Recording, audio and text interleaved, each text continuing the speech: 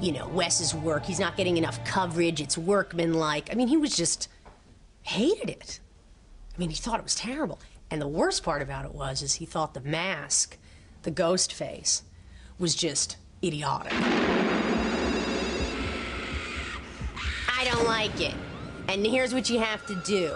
You have to shoot every scene with 7 different masks until I pick the one I like. I said, no way. I said, shut us down. I said, just shut us down right now. I said, this is bullshit. The Weinsteins were sending their representative. The movie was on the verge of total shutdown. And I stood on a coffee table in the room, and I just said, you know, how dare you be so disrespectful to this man who basically invented the genre. I mean, you know, you're telling him his shit sucks. It's like, this is just not good. I mean, we aren't doing this anymore. We're not taking this shit anymore. So here's another idea. We cut together the first sequence of the movie and we send it to you. And if you think we still suck after that, then you can fire us all. If you think it's great, you leave us alone, and I never want to hear from you guys again, and just let us do our job, because this is too much. And he said, that's a great idea.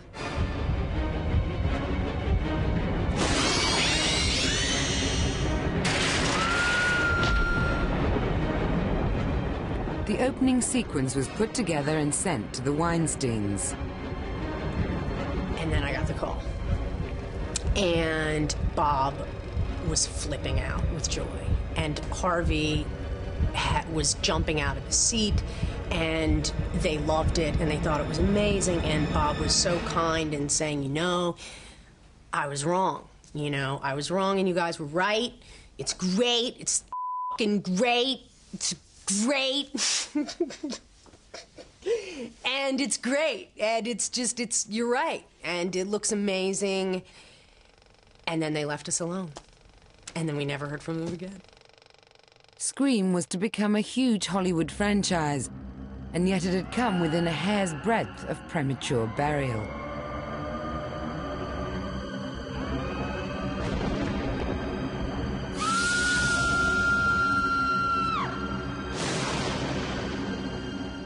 Meanwhile, Fox Studios had invested in their most expensive film yet.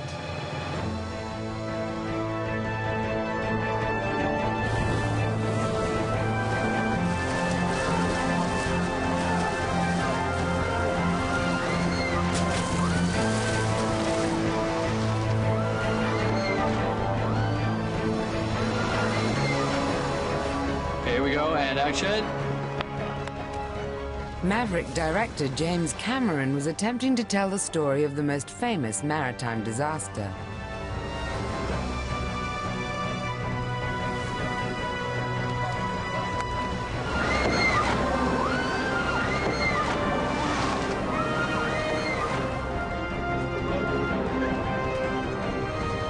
The best thing on working on Titanic was knowing that we were embarking on a movie that was epic in scale and hopefully epic in emotional quality as well. And very few of those movies are getting made today, and so the challenge of tackling that was one of the most exciting things. New studio boss Bill Mechanic was uncomfortably aware that the budget was out of control. By the time I had to handle that, wait a minute, this isn't like a small problem. We have a gigantic problem. This is a month and a half after I've taken over. We still didn't know what the movie cost. Nobody could tell me. People put too much focus on the budget of a movie and the cost of a movie. Nobody remembers a bad movie that came in under budget. Mechanic realized he had a full-blown crisis and that everyone had been keeping it a secret from his ultimate boss, Rupert Murdoch. I know Murdoch didn't even know since there was over budget, because when I finally got a handle on that we were at that stage $30 million over budget, I got to be the one who told him, and so it was my fault that, you know, that it was over budget, and I think that stigma never went away. Like, you know, what kind of idiot is taking over the studio and is now, you know, $30 million over budget? You know, that's most movies. You know, at that stage, most movies cost 35 or 40, and that in that year, so I got a movie that much over budget. It's nuts. Mechanic knew drastic action had to be taken. Somehow he had to bring the perfectionist director back into line. Goal was get Jim to agree this was a big problem and we had to change how we were operating. I called Jim and set up a meeting. We were shooting nights at that stage and drove 10 o'clock at night, so I was speeding all the way down there and thinking it through of, well, how do you get out of this mess, you know? And really what you want is how do you get the budget under control? But, you know, that takes two. The thought process was, could you replace Jim? Could you fire and replace him? James Cameron had directed hits such as Terminator and Aliens. At age 42, he was a Hollywood alpha male.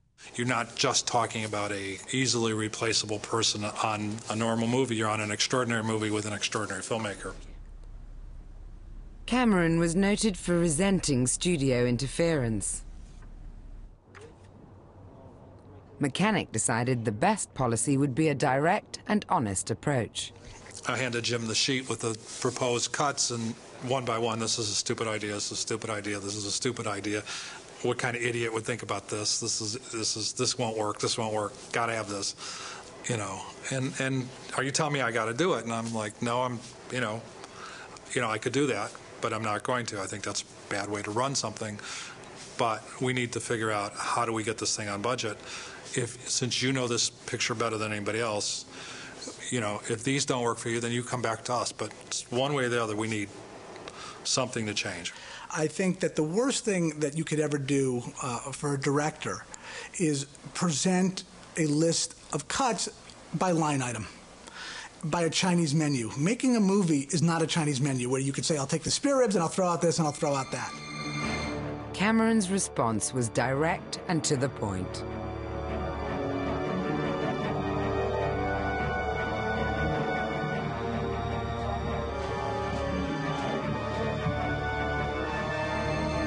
Took the pieces of paper, crumpled it up.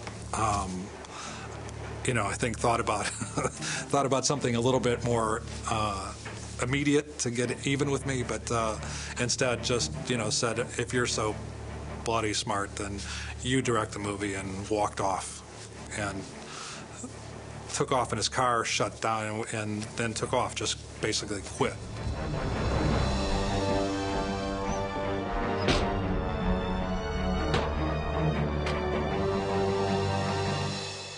Bill came out of that meeting and was visibly upset by whatever reaction Jim had given him behind the closed doors of that trailer, and was upset by that. What are you going to do? And I said, you're going to shut it down. And you can't start back up till I talk to Jim, and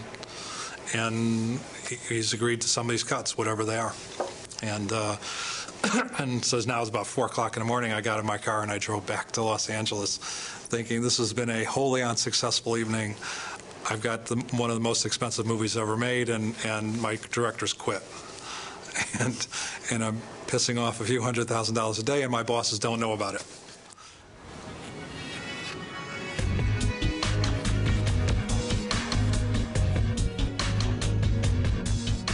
It took 48 anxious hours before Cameron calmed down and agreed to budget cuts. Mechanic agreed to let production start again.